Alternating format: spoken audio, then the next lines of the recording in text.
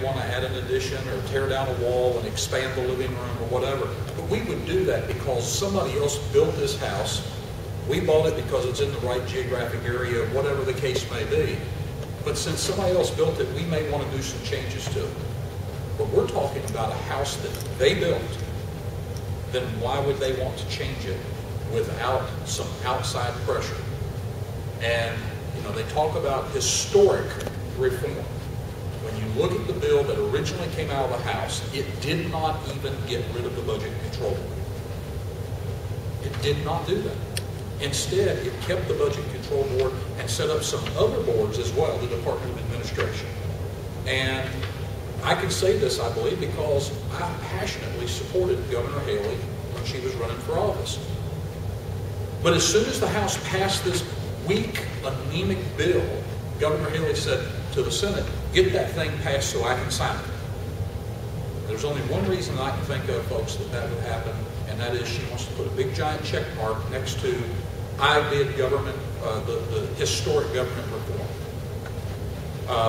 The pressure that started in on the Senate to amend this bill to do what we're asking it to do was so intense that the Senate at least tried to do something, and it was against all odds. Because just like Brian White has tremendous power in the House and the Ways and Means sitting on the Budget Control Board, so does Hugh Leatherman from the Senate as the Senate Finance Chairman.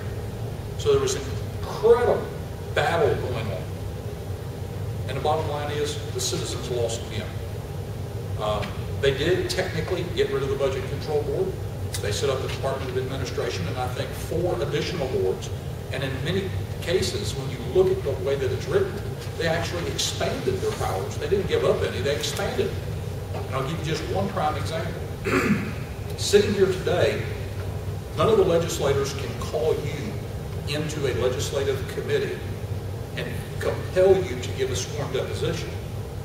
But if this bill that came out of the Senate gets signed by the governor without amendment, every one of us is subject to being called down to Columbia and being forced, basically, to give a sworn deposition. You might say, well, why is that such a bad thing? There's a lot of people that's very intimidating. Who do you think they're going to be calling for sworn depositions? The troublemakers in South Carolina. I'll probably get the first letter, and I'll be glad of it. What we asked for was just good government. Show me any place in history where a single person or a small group of people amassed a lot of power. They held onto that power for a period of time, and they woke up one morning and said, you know what, I think I've got too much power. I'm going to give it back to the people. It's never happened in human history. George Washington. George Washington did it. Okay, well, there may be that type of exception. There are like 4 exceptions throughout all of history. One of them was Jesus Christ. Right. Who was offered an empire and turned it down cold. True. George Washington was another. There's like 2 others. There's one guy in the Roman period, but Yeah. but you're right. It's I extremely don't rare. think anybody in our state legislature or in our governor's office is that type of character. Folks, when there is a usurpation of power, the only way to get it back is to take it back. I'm not advocating violence by any stretch, and nobody walk out of here and say Harry wants to get violent. I'm saying we've got a political system that works. I often criticize the system, but the system works. The Budget Control Board, what we asked for is what Jonathan said earlier. Common sense, good government. Divide the power, separate the power. That's what our founding fathers understood. And they didn't just separate the power into the executive and the legislative and judicial. They further separated the power into federal and state. And they always kept the power to the people. So it was both a horizontal and a vertical separation of power. We're asking for the legislature, legislate, create law. If we don't like it, we'll vote you out. But once law is created, and that includes the budget and all the other things, once the law is created, turn it over to the executive branch to be administered. Let the judicial, if there's a problem, let the judicial sort it out. That's not what we got. We didn't get historic reform. The closest that it comes to being historic is the fact that history is replete with powerful people clinging to their power. And that's what this is. It's historical. It is not historic. We ask for things, common sense things like mid-year budget cuts.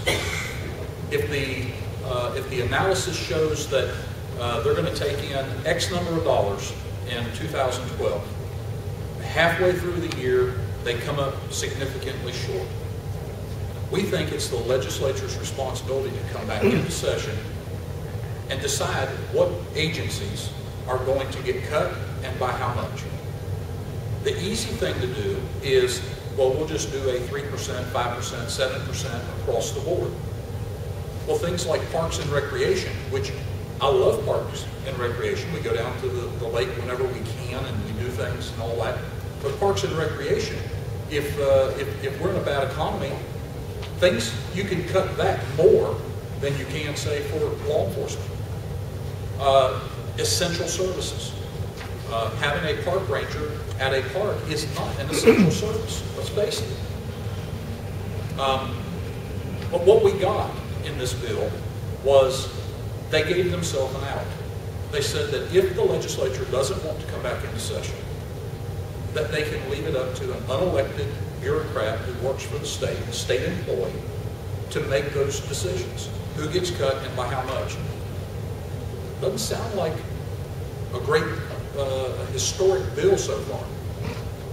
Bonding authority. Whenever South Carolinians are being put deeper into debt, don't we think that it's just good government that every representative and every senator vote on whether the state as a whole should go deeper into debt? We don't have that with the current bill. A small group of people still get to make a decision on putting all of South Carolina into debt. And oftentimes, they cannot be held accountable because you can't vote for them. If it's a 5-member board, there's basically only 5 counties that can vote if they like it or they don't. And I can assure you that if the people that sit on that board are not from Anderson County and you can't therefore vote for them, the county that they are coming from, the county they do represent, oh, the people there are going to love them because they're going to bring home the bacon. They're going to have the nice things, the nicer roads, they're going to have better fire equipment, better equipped police officers. They will make sure that their area is taken care of to protect their seat. And the rest of us, well, we just have to suck it up. Procurement oversight. I'll give you a personal story from back in 2009 when I was a candidate for Greenville County Council about procurement. Greenville County Council is a lot like, they operate a lot like our current state legislature.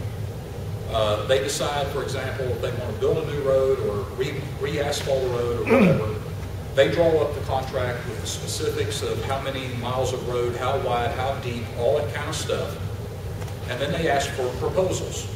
And I learned something during my campaign that proposals are quite different than bids. Because if you use the terminology bid, you're insinuating that the lowest bid that qualifies will get the contract.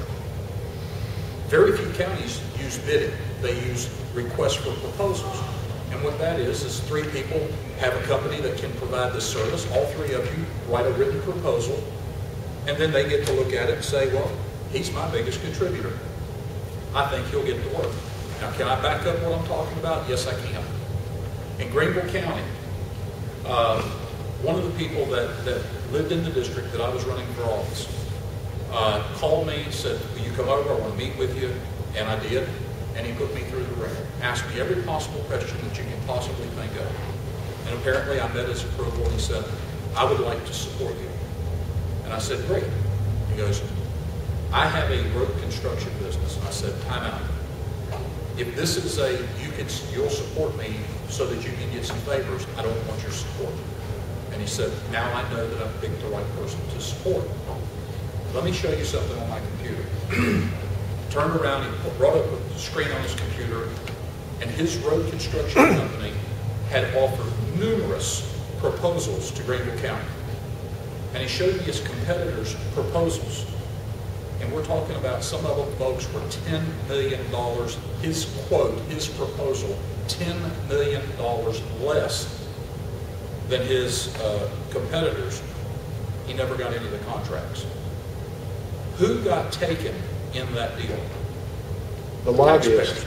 Who got taken or who got the money? The lobbyists. Whoever's giving it to you. Yeah, the taxpayers are the ones that got taken. Yeah. We always do. Now that's what happens, folks, when the people that write the contracts are the very same people that get to choose who gets the contracts. They can write the contracts very specific so that only Jonathan's company is qualified.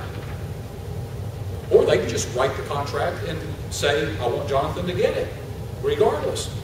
So what we've asked for is, legislators, go ahead and write the contracts. Come up with the specifics of if it's a road project or if it's building a new government building or a contract for janitorial service or whatever the case may be. You write the contract. I have no problem with that. Then you hand the contract over to be administered. And that, since it doesn't make sense to give it to the judicial system, it would make no sense to hand this contract to a judge.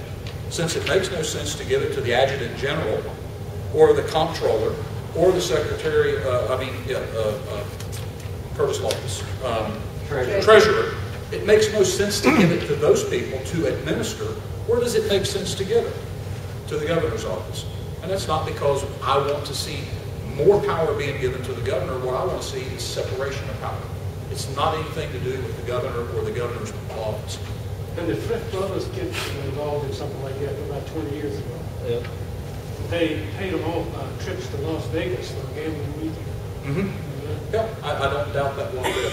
And I think they used inferior products, which was cheaper and didn't last as long. Yep. I think that was You've got all the information, but folks, what we're getting is not what we're being told that we're getting.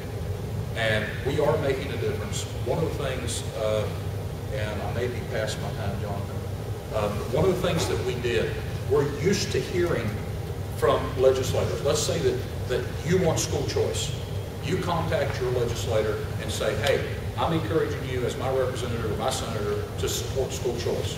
One of the very first things that you're going to hear back from them is, well, I appreciate you contacting me. I listen to what you got to say, but there's other constituents. They don't like school choice. They want to keep it the way it is. And folks, we got to accept that. You know, that means we got to do a better job of educating on that issue. But we are used to hearing that the other side wants me to do something different. Well, on the restructuring, since we were being given a deaf ear, we were being told basically to go pound sand. We thought, well, who is fighting against us? What's the, who is the other side that says, keep it the way it is? Keep your power. Don't separate. Employees of district offices. So we kind of took a cue from the Senate leadership. Remember a few months ago when they demanded Nikki Haley turn over all of her correspondence dealing, I believe it was with the ports deal or something to that effect. And they said, we're insisting that you provide us with all of your correspondence, your emails, blah, blah, blah, blah, blah.